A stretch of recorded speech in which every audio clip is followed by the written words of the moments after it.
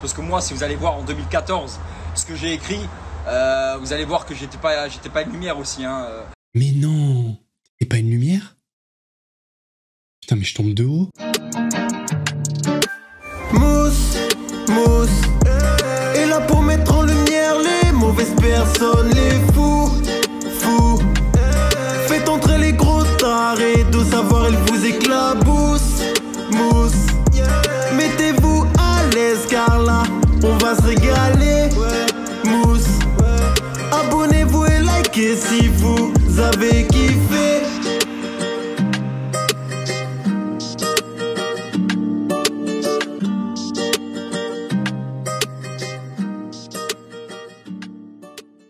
Ouais, c'est Mousse, bienvenue aujourd'hui pour une nouvelle vidéo et j'espère que tout le monde va bien. Je vais essayer de faire rapide l'intro parce que dans la dernière vidéo, je me suis fait déchirer en commentaire. Apparemment, en tant que créateur de contenu, on doit pas trop parler, pas faire de pub, faire des vidéos très quali et se manger les couilles. Qu'est-ce que je vais manger ce soir? Un bon bol d'air.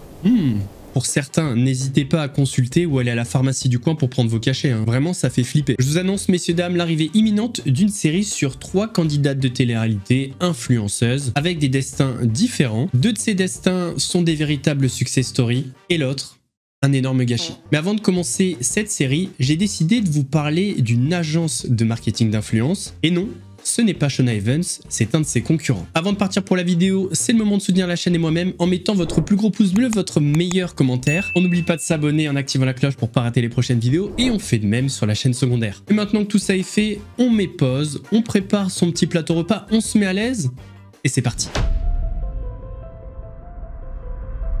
Alors, We Evans, c'est une agence de marketing d'influence qui a été créée en août 2016, c'est-à-dire environ 6 mois avant Shona Evans. Ce qui est très bizarre avec cette société, c'est qu'elle est enregistrée en tant que commerce de gros de parfumerie et de produits de beauté. Je comprends toujours pas pourquoi. À la tête de cette société, Wesley Nakache, qui n'a que 22 ans à la création de We Evans. Alors tout se passe assez bien pour l'agence We Evans jusqu'en 2020. Alors quand je dis tout se passe assez bien, c'est en surface. Parce que dans le fond, c'est exactement le même merdier que Shona Evans. C'est stylé.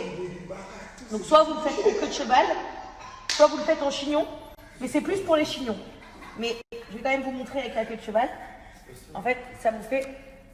Soit vous le mettez que en chignon, comme ceci, soit vous le mettez avec la queue de cheval. Ça va être vraiment, vous avez 2 styles, mais que en chignon, c'est hyper beau, franchement. Et la qualité des cheveux, elle est super aussi. Franchement, elle est super. Voilà, j'ai vraiment l'impression que les cheveux ont grave poussé. Ils ont une brillance qu'ils n'avaient pas avant. Ils sont devenus vraiment beaux. Et j'en suis très très fière et je suis hyper contente. Et donc j'avoue que voilà, Niki a vraiment réparé mes cheveux, les a rendus brillants. Regardez comme ils sont brillants. À savoir que ce ne sont pas ses cheveux. Voilà, les cheveux qu'elle vous montre, ouais, ils sont brillants, c'est pas les siens. Vous voulez l'iPhone sur la fenêtre, vous voyez. Et du coup, c'est ça qui me permet de vous faire des démos, de faire des snaps sans tenir mon portable. Ce qui me permet du coup de faire des photos aussi avec le minuteur chez 1, 2, 3. Pause. Il va être mouillé et il va changer de couleur. C'est un truc de fou. Genre, regardez. Je mets de la salive sur mon doigt. Hop là, regardez. J'ai commandé la semaine dernière sur Swimco. Je vais vous montrer, mais c'est archi stylé. Parce qu'à peine je vais le mouiller, vous allez dire, il va devenir orange. Alors que là, évidemment, il est jaune. Là, il est jaune. Je vais le mouiller et il va devenir orange. Genre, regardez. Hey, Sika, ouais. Jette-moi des gouttes dessus. De quoi, sur ton short là? Ouais.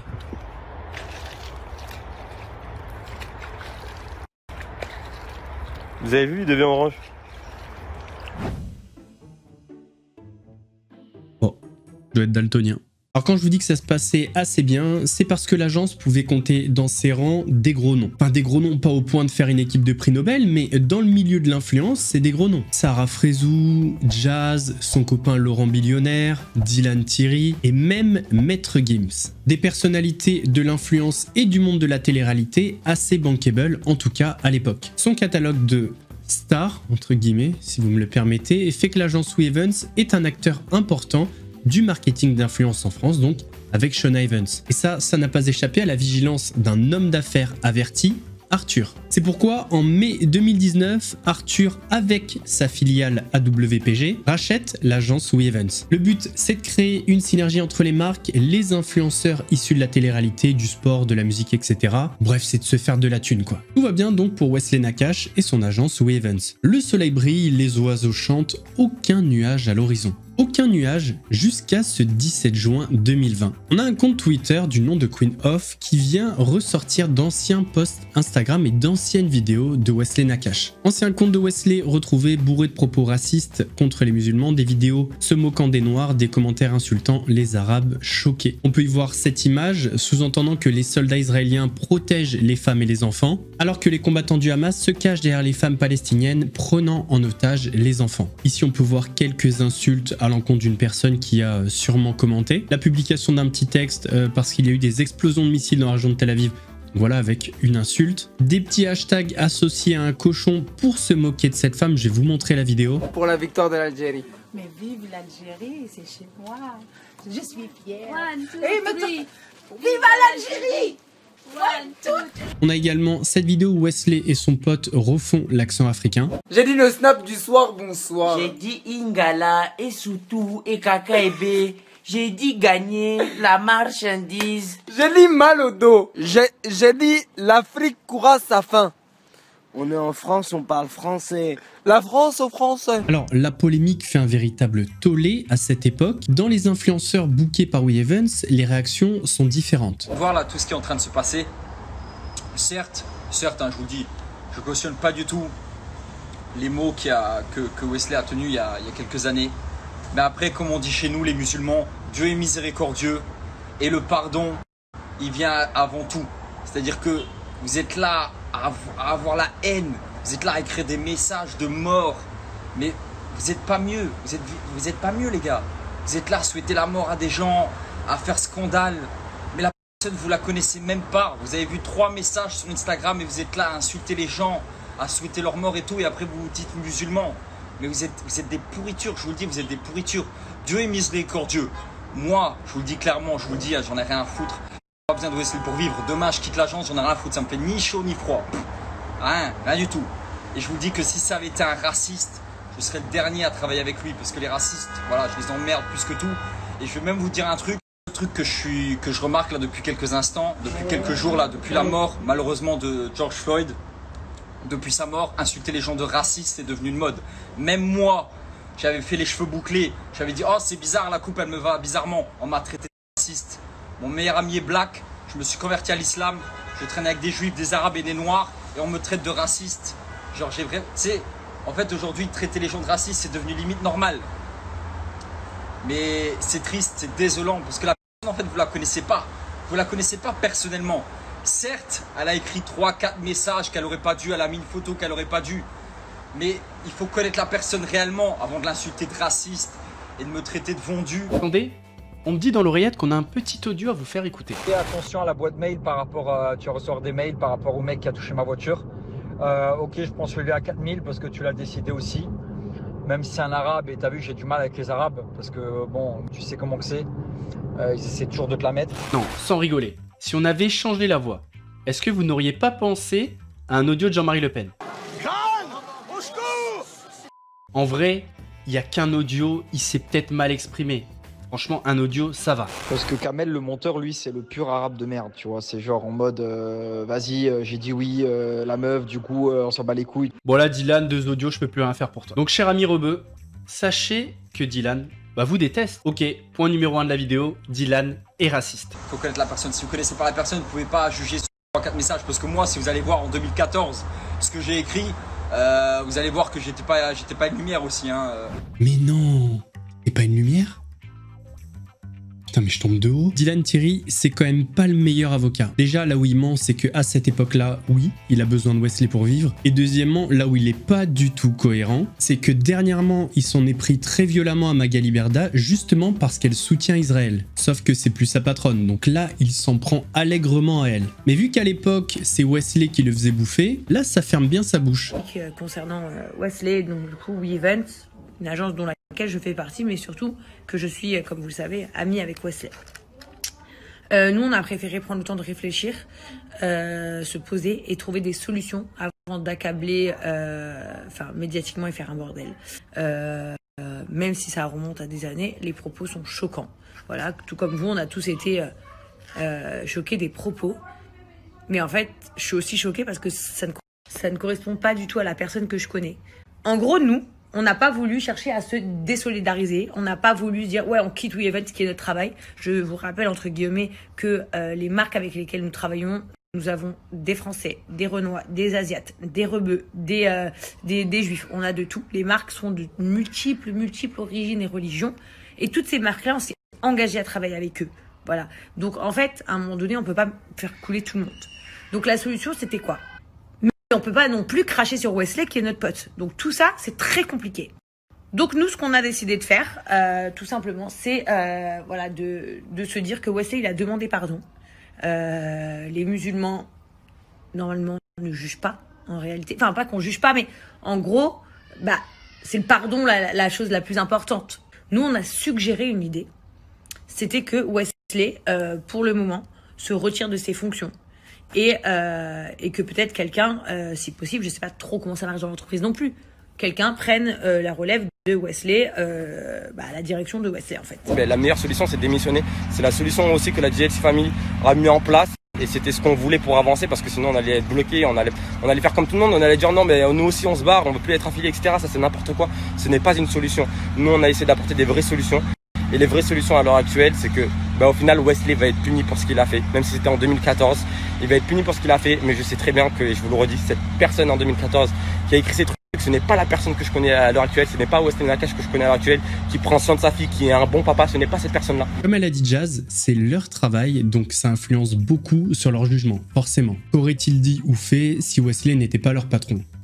En tout cas, notez une chose importante, c'est que Laurent Billionnaire dit que Wesley va démissionner, bien il n'a pas démissionné. Il y a d'autres influenceurs qui ont été un petit peu plus courageux, on va dire. En tout cas, ils sont allés au bout de leur pensée. Parce que c'est bien beau là, Jazz, Laurent, etc., Dylan, Thierry, il faut pardonner, Dieu miséricordieux, etc. Ça les arrange bien, hein, eux qui agissent comme des sagouins. Mais bon, à mon avis, au centre de l'équation, c'est plutôt l'argent. Hein, c'est pas vraiment Dieu ou le pardon. Il y a d'autres influenceurs qui ont mis de côté le fait que Monsieur Nakache est leur boss, et ils ont décidé de partir. Parce que les propos qu'il a tenus, même si c'était il y a 6 ans, vont à l'encontre de leurs valeurs. Une chose, arrêtez avec vos messages de haine, vos menaces qui me concernent ma fille, parce que jusqu'à présent, je ne m'étais pas exprimée sur le sujet Wesley. C'est juste que j'ai une vie, je ne suis pas connectée sur les réseaux H24, je suis maman, donc... Et pour tout vous dire, j'ai eu vent de cette histoire hier soir, et on faisait une soirée entre filles, je me suis dit c'est quoi encore ce bordel, j'ai pas pris ça au sérieux, j'ai pris ça à la légère, et c'est ce matin où j'ai tout lu et tout vu. Voilà, donc c'est pour ça que j'ai réfléchi et mis quelques heures à m'exprimer. Donc juste calmez-vous un petit peu, je veux bien que vous soyez énervés, mais du calme. Pour être très honnête, je me suis posée ce matin, j'ai tout lu, tout vu. Et je n'accepte pas. Voilà, je ne cautionne pas les propos qui ont été tenus par Wesley il y a 5, 10 ans, 20 ans, 30 ans, 40 ans, un siècle. Pour moi, ça n'a pas d'importance. On a tous été jeunes, on a tous fait des erreurs, ok. Mais ça me touche d'autant plus que mon mari est noir, musulman et ma fille métisse. Bon, dans tous les cas, même si ce n'était pas le cas, je n'aurais pas accepté. J'ai trop de principes et de valeurs à ce niveau. Pour cautionner. Donc c'est pour cette raison que je décide de quitter l'agence WeEvents. Parce que pour moi, l'argent, ça ne fait pas tout. Voilà, je préfère ne plus travailler dans aucune agence d'ailleurs. En plus de Anaïs, on a également Sarah Frézou et Maître Gims qui sont barrés. Pour stopper les départs de ces influenceurs et l'hémorragie, Wesley Nakache a présenté des excuses publiques. Il a également annoncé qu'il prendrait du recul, mais ça ne signifie pas qu'il quittait sa fonction. Donc on est loin de ce qu'avaient dit Jazz et Laurent Billionnaire, comme quoi il allait démissionner. Ce qui est très intéressant avec l'agence WeEvents, c'est qu'elle nous donne la preuve d'une pratique qui est très répandue, que Shona Evans a fait, mais alors à 10 000%, dont je vous avais déjà parlé en live et je crois en vidéo, c'est que les agences de marketing d'influence créent des marques et ces marques-là, elles les proposaient aux influenceurs de leur agence de marketing d'influence, ce qui leur permettait de gagner de l'argent au niveau de la marque qui vient d'être créée, mais également au niveau de l'agence. La plupart du temps, c'était du dropshipping ou des marques complètement de merde, et c'est pour ça que ces marques-là, à 99% du temps, c'était du one-shot. Après quelques mois, beaucoup d'avis négatifs, le site disparaît et on n'en entend plus parler. Sauf que lors du complément d'enquête sur les influenceurs, eh bien, on a eu une révélation. Et cette révélation, justement, concerne WeEvents. À Orange, c'est l'histoire qu'a vécue Cindy, 38 ans. Elle est devenue influenceuse quand elle a gagné 30 000 abonnés sur Instagram en 2 mois. Il y a 3 ans, elle a participé à une émission de TF1, famille XXL. Elle et sa famille nombreuse ont été filmées pendant 4 mois. Avant même la diffusion, une agence de placement de produits lui propose un contrat. We Events, dirigé par Wesley Nakache, le principal concurrent de Magali Berda. L'agence a elle aussi été rachetée par un grand groupe, Satisfaction, dirigé par l'animateur Arthur, qui produit Les Anges de la télé-réalité ou La Villa des cœurs brisés. Une fois le contrat signé, Cindy touche 100 € par vidéo où elle place des produits, comme ces shampoings vendus plus de 30 € le flacon. Alors ce produit-là, je l'ai utilisé pratiquement tous les jours. Donc quand on reçoit une dizaine de produits, forcément, on fait des économies nous derrière parce qu'on n'achète pas les produits. Mais en plus, on se dit, bon, c'est une superbe marque, quoi. Et en fait, au bout d'une semaine d'utilisation, j'ai déjà les cheveux qui commencent à changer. J'ai les cheveux qui commencent à être secs, très secs. J'avais l'époque, j'avais vraiment les cheveux longs à ce moment-là. Et qui commençaient déjà à être brûlés, en fait. Les jours, les semaines passent, et là, je m'aperçois en fait que je perds en masse, donc en longueur derrière. Et dès que je sors de la douche, que je me coiffe, c'est des poignées de cheveux qui commencent à tomber en fait. Cindy ne comprend pas tout de suite ce qui lui arrive. Ce sont ses abonnés qui l'alertent. J'ai encore les avis des gens qui s'affichent sur les produits. Compo pas top, on les voit partout, mais j'ai testé grosse perte de cheveux, des mangeaisons, ça vaut rien, j'ai eu une mycose à cause de Niki Paris. Super beau quand on les utilise, mais quand on arrête, c'est la cata. Une amie a plus de cheveux à cause d'eux. Donc c'est pas moi qui me fais un film, j'invente pas les choses. Je suis pas la seule dans ce cas-là. Et c'est en tombant vraiment sur les avis des personnes qui ont utilisé ou qui utilisent ces produits-là que je me dis le problème, il vient de là en fait. Cindy affirme qu'elle contacte alors son agent chez We Events. Là, je me dis, mais je suis vraiment obligée en fait d'utiliser les produits. Et là, on me sort ouvertement. Ma chérie, si tu veux pas les utiliser, tu fais comme beaucoup le font. Tu mets tes produits à toi dans les packaging. Elle assure que l'agence lui aurait même envoyé ses photos d'autres femmes à mettre en ligne à la place des siennes. C'en est trop pour Cindy qui rompt son contrat. Quant à ses cheveux, elle opte pour une solution radicale qu'elle a bien sûr mise en ligne sur ses réseaux. C'est la seule solution d'en arriver à me raser la tête. Donc là, c'est, on va dire, le choc. Parce que pour une femme, c'est un choc de devoir se raser la tête. Là, de me voir comme ça, les cheveux rasés, ça a été violent. Mais vraiment, l'agence, pour moi, c'était juste impensable de rester à travailler avec eux. J'en veux à l'agence, mais à la marque. À la marque, parce que je ne comprends pas encore à l'heure actuelle comment ce genre de produit puisse exister et être mis sur les marchés, en fait. Cindy n'est pas la seule à se plaindre de cette marque de shampoing. Sur Internet, de nombreux consommateurs témoignent. Beaucoup perdent leurs cheveux, photos à l'appui.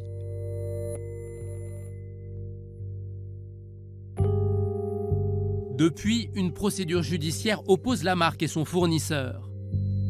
Nous nous sommes procuré ce jugement de la Cour d'appel de Paris. On y apprend que la direction de la répression des fraudes avait analysé ces shampoings fin 2019 et découvert plusieurs substances interdites d'utilisation. C'était avant le partenariat de Cindy. Fin 2020, d'autres analyses ont confirmé la présence de substances interdites chez Nikki Cosmetics. C'était avant le partenariat de Cindy. Fin 2020, d'autres analyses ont confirmé la présence de substances interdites chez Nikki Cosmetics, et ce, pour 9 produits de la marque. Qui est donc le propriétaire de cette marque? Dans les mentions légales du site, surprise, il s'agit de la propre agence d'influenceurs de Cindy, We Events, dirigée par Wesley Nakache, qui s'est mise à produire sa propre gamme de shampoings. Il a refusé nos demandes d'interview, nous l'avons appelé. Il ne sait pas qu'il est enregistré. Pourquoi il y avait des substances interdites? Pourquoi ça a continué d'être vendu à cette époque, en 2020? C'était une erreur de notre fournisseur. Et la cosmétologie, il y a des choses qui sont autorisées. Mais tous les ans, il y a des nouveaux produits qui peuvent être interdits par rapport à des allergies, par rapport à des consommateurs. Est-ce que votre métier, c'est de vendre des shampoings? C'est aussi une des questions. Mais pourquoi j'ai pas le droit d'être entrepreneur et d'ouvrir des marques? C'est un métier d'être entrepreneur et de pouvoir monter des business. Donc We Evans a créé une marque de cosmétiques. L'agence faisait la pub de cette marque de cosmétiques grâce à ses influenceurs. La marque se gave, We Evans prend sa commission, donc ça crée une rémunération sur 2 niveaux. Et évidemment, quand c'est la merde, eh bien ça ferme. Et la Cindy, c'est pas la seule influenceuse à avoir fait les frais de ce produit, puisqu'il y a aussi Sarah Frézou. À chaque fois que je baisse la tête, en fait, on n'arrête pas de dire, Sarah, tu as les cheveux vides, tu as perdu des cheveux, ceci, cela. Donc oui, j'ai des cheveux clairement qui ont chuté en masse. J'ai même eu un gros coup de panique, c'est pour ça que j'ai repris, j'ai cherché des produits pour renforcer mon cuir chevelu, j'ai cherché des produits pour me faire repousser les cheveux. Donc oui, je suis en plein soin de mes cheveux. Après maintenant, il faut savoir que j'ai le cheveu hyper fin.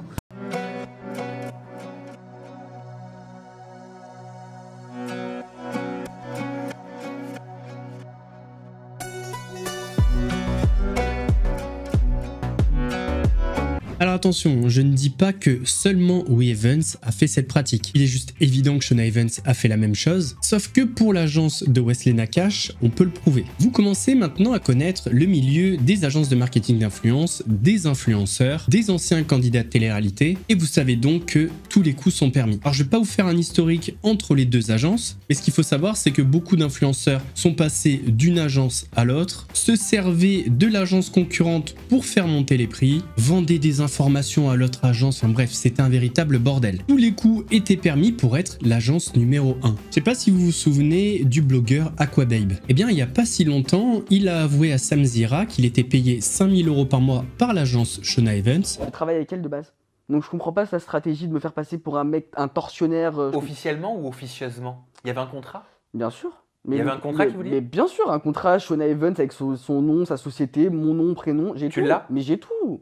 Elle pense que je suis quelqu'un, ça y est, parce que j'ai pris 2-3 médocs dans ma vie, un jour, j'oublie genre. Mais il y a eu une suite à tout ça? Mais non. Il y a eu une condamnation? Mais non. Le contrat datait de 2019 environ, et en fait Magali Berda payait le blogueur pour ne pas qu'il balance des choses compromettantes sur ses influenceurs. Il était là pour protéger l'agence Shona Evans. Et bien 2 ans plus tard, voici que le même blogueur fricote avec l'ennemi Wesley Nakache. Sauf que Magali Berda est au courant de tout sur Paname et elle a débarqué au restaurant.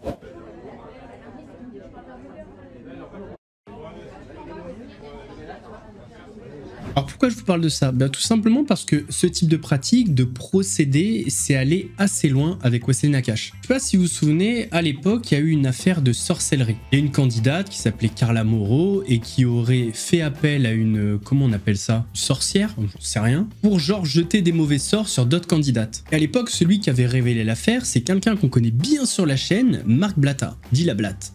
Eh bien, très peu de temps après avoir révélé ses affaires de sorcellerie, Marc Blatta a fait d'autres révélations. Cet après-midi, j'ai posté un extrait vidéo, d'accord, patron d'agence, qui tape dans la caisse, qui fait des malversations, fausse facture. J'ai les preuves, j'ai reçu 45 000 € pour pas parler de jazz. C'est français, chérie, là, ce que je viens de dire, non? C'est français, là, je sais pas. Est-ce que j'ai bégayé, j'ai dit un truc bizarre? Non, parce que je sais pas, il faut m'arrêter si je dois refaire des snaps bizarres. J'ai parlé français ou pas? Je vous explique un truc, la famille. Vous êtes loin d'imaginer toutes les machinations qu'il y a derrière. Toutes les pressions que j'ai pu subir. Il y a des gens qui ont voulu me fumer. Vraiment, qui ont voulu me faire. Parce que je gênais certains intérêts de certaines personnes, etc. C'était très très dur. À un certain moment, ça fait maintenant des années. Et malgré elle, Jazz avait donné le go. Tu as vu, donneur de go, elle m'avait donné, bref, truc, machin. Je l'ai rencontré, je suis parti voir Jazz. Je lui ai dit, hey, Maros, là, par contre, t'as fait une dinguerie, machin. En vrai de vrai, je l'excuse à moitié. Ça veut dire que Jazz, elle savait très bien qu'il ne fallait pas donner l'adresse de chez moi, ce qui est normal. Tu ne donnes pas l'adresse des gens, frérot. Maintenant, même si ici, il ne se passe rien, ce n'est pas le problème. C'est qu'en fait, les gens qui lui ont demandé, ils voulaient me faire. Voilà, les gens qui lui ont demandé l'adresse, ils voulaient me faire. Mais alhamdoulilah, Allah est grand. Ces gens-là, ils sont tombés sur beaucoup pire que eux. Et vas-y, tranquille, on a réglé l'histoire. Maintenant, l'histoire, elle n'est pas là. C'est que quand elle a fait ça, moi, je suis parti la voir. Je lui ai dit, écoute, t'as vu, il y a un préjudice. Il y a eu un préjudice, machin. Et vous tous derrière, je sais qui veut me faire du mal, qui veut pas me faire du mal. Toi, même si dans ta nia, t'as pas cru qu'ils allaient me faire une dinguerie, t'as fait quand même, fallait pas. T'as capté? Laurent, de bonne foi de fou, il a dit, j'étais pas au courant, vas-y, t'as fait une dinguerie, vas-y, c'est pas grave, c'est fini, on n'en parle plus. Elle a appelé Wesley. D'accord? Elle a appelé Wesley, mise à l'amende, parce que c'est elle qui dirige. Eh, t'as vu Marc Blatta, là? T'as vu le Marc Blatta? Tu vas liep. tu vas le payer.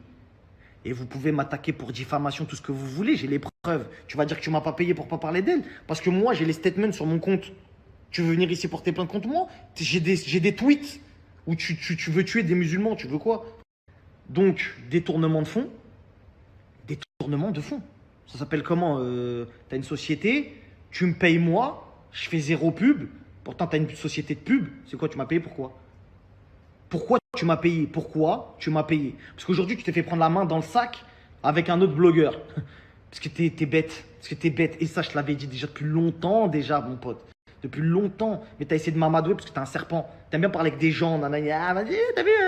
Donc voilà, le patron de WeEvents aurait payé Marc Blatta 45 000 € pour ne plus qu'il parle de jazz. Personne veut me payer là pour que je ferme ma gueule? Non? Bon, dommage. Alors c'est même allé encore plus loin que ça, puisque Marc Blatta le soir a supprimé toutes les stories. Et la raison elle est simple, c'est son ami Dylan Thierry, Dylanus, président de la Libanie, qui la donne. Marc il a préféré supprimer ses stories. Pour que Marc supprime ses stories, c'est que il aurait pu être en danger, je parle de lui, sa famille, ses enfants. Et moi je lui ai même supplié de supprimer ses stories. J'ai dit frérot supprime. Là tu te rends compte de ce qui va t'arriver, frérot supprime tes stories. Et il les a supprimés et moi je vais pas en parler plus parce que ça me regarde pas, mais ça c'était chaud. C'était vraiment... Je pense que mettre sa famille en danger pour des croustilles ou pour des polémiques, je pense que ça en vaut pas la peine. Du coup moi je lui ai demandé de tout supprimer. Il a supprimé ses stories. Et merci. Dieu merci, je vous dis Dieu merci qu'il a supprimé ses stories. Sinon il lui arrivait du très très sale les amis, du très sale. Vraiment vous vous rendez même pas compte, en fait vous pouvez même pas l'imaginer. Et là je me suis barré... Et stop quoi, parce que là ça part en couille. Après, rien d'étonnant, on sait que c'est un milieu qui est un petit peu pourri, même beaucoup, et quand il y a beaucoup d'argent en jeu, la pègre et les voyous sont jamais loin. Et je vois mal un Wesley Nakache ou une Magali Berda menacer d'autres personnes. Par contre, faire appel à des gens très sérieux, ça j'en suis convaincu. Alors, soyez sûr d'une chose, WeEvents et Shona Evans, c'est la même merde. Ils ont proposé les mêmes produits, enfin en tout cas le même type de produit. Ils ont mis en avant les mêmes arnaques. Ils ont eu les mêmes pratiques commerciales trompeuses. Honnêtement, il n'y a pas une agence meilleure que l'autre. Par contre, il y a quand même certaines différences. Quand Shona Evans a été lâché par le groupe Banijay, eh bien WeEvents fait toujours partie du groupe Satisfaction. On peut le voir ici dans Société, AWPG Group, donc le groupe d'Arthur, on a WeEvents. Donc ça déjà, ça marque une première différence entre les deux concurrents. La deuxième différence, c'est sur la santé financière. On a Shona Evans qui est à l'agonie, alors que WeEvents, pour l'instant, tout se passe plutôt bien. Certes, il y a une baisse de chiffre d'affaires. Forcément, hein, depuis l'ouragan Booba,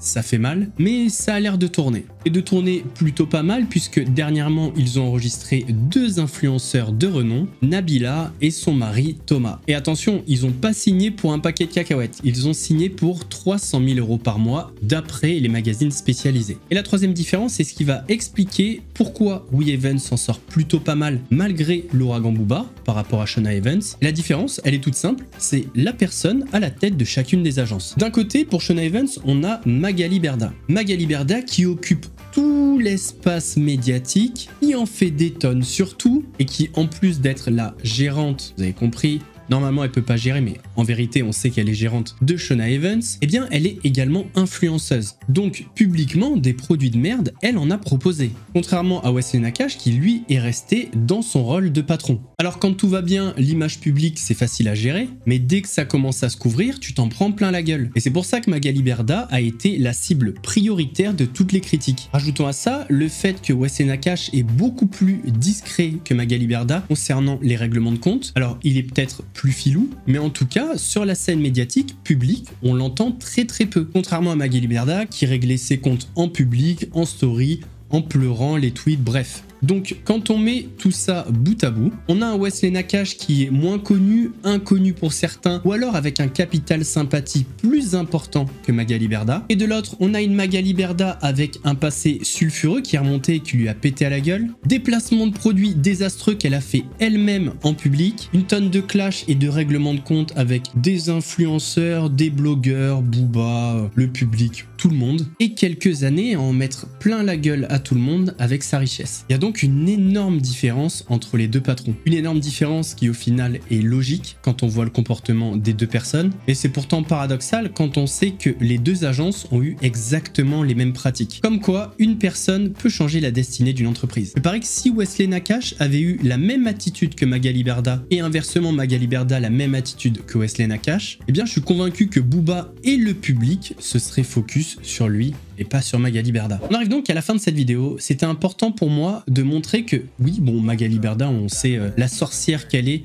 et les pratiques de son agence, mais c'était important de rappeler que ce n'était pas la seule. Et vous voyez, tout le monde a un petit peu oublié Will Evans parce que son patron est beaucoup plus malin que Magaloche. Mais n'oublions pas que les pratiques étaient les mêmes. Et qui dit pratique similaire dit qu'il y a eu autant de victimes. En tout cas, j'espère que la vidéo vous a plu. N'hésitez pas à me donner votre avis en commentaire. N'oubliez pas de vous abonner en activant la cloche pour pas rater les prochaines vidéos. Nous on se retrouve vendredi prochain pour le premier de 3 épisodes sur des candidats de télé-réalité influenceuses avec un destin différent. En attendant, prenez soin de vous.